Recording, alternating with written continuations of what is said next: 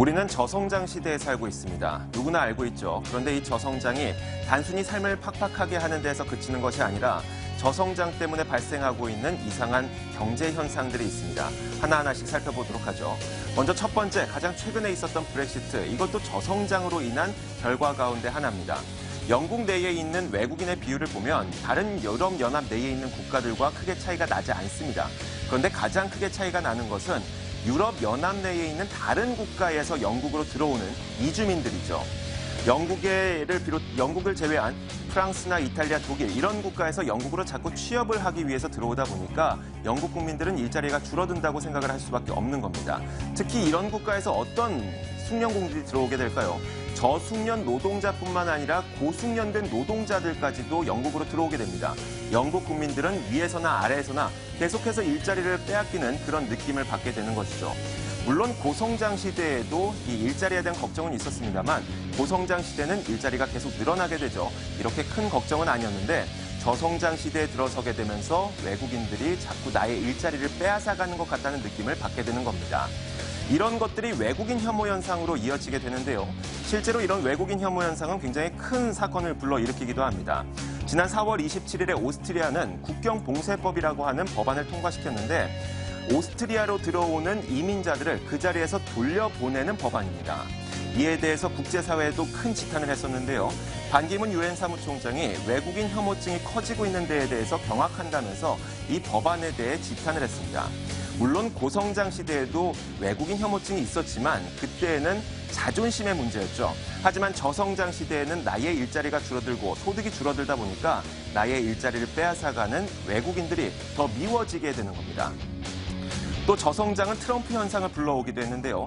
키움증권이 세계은행에 게재된 논문을 인용했는데 그 논문에는 이런 내용이 포함되어 있습니다.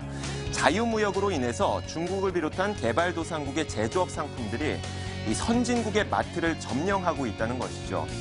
중국을 비롯한 개발도상국에서 저가의 제조업 상품들이 들어오다 보니까 선진국에서는 제조업이 크게 이루어지지 않고요. 제조업 일자리가 사라지면서 그 일자리를 잃은 선진국 국민들이 자꾸 외국인들을 그리고 자신들의 일자리를 빼앗아가는 그런 이민자들을 미워하게 되는 것이죠. 그런데 이런 상황에서 트럼프는 이런 기조를 띠고 있습니다. 트럼프는 반자유무역주의 그리고 반이민주의를 표방하고 있고 게다가 성공한 기업가라는 이미지까지 갖고 있기 때문에 왠지 트럼프가 당선이 된다면 나의 일자리를 늘려줄 것 같은 그런 기대감을 갖게 하고 있죠. 그렇다 보니까 실제로 미국 전역에서 실업률이 상대적으로 높은 지역에서 트럼프의 인기가 훨씬 더 높다는 것을 확인할 수가 있습니다. 여기에서 한 발 더 나아가 보자면 저성장은 이 반무역주의까지도 키우고 있는데요. 미국의 전체 수입액 가운데 중국산 제조업 수입액 비중이 굉장히 빠르게 늘어나고 있습니다.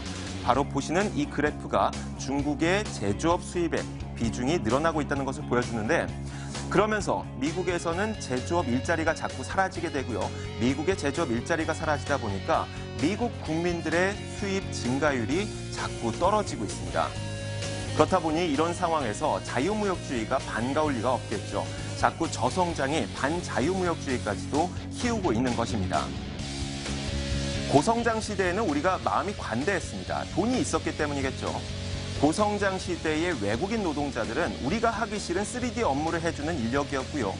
고성장 시대의 자유무역은 우리가 작은 시장에서만 국한되어 있었던 것을 시장을 훨씬 더 넓혀줄 수 있는 하나의 수단이었습니다. 그런데 저성장 시대에 들어서게 되면서 자꾸 외국인들은 나의 일자리를 빼앗아가는 것 같고요. 자유무역 기조가 자꾸 우리의 경제를 갉아먹는 것 같습니다. 저성장이 우리의 삶을 팍팍하게 되면서 자꾸 남 탓을 하게 되는 것이죠. 그런데 이 남 탓이라고 하는 것이 단순히 불평, 불만에서 그치게 된다면 별 문제가 되지 않겠지만 저성장으로 인해 발생하게 된 이 남 탓이 브렉시트를 불러오고요. 그리고 트럼프 현상을 불러옵니다. 외국인 혐오 현상까지도 불러오게 되죠. 자꾸 이 저성장이라는 것이 글로벌 경제를 흔들고 있고요. 남 탓이 글로벌 경제를 흔들고 있습니다. 바로 이것이 저성장이 갖고 온 가장 이상한 현상일 겁니다. 시장을 읽는 남자였습니다.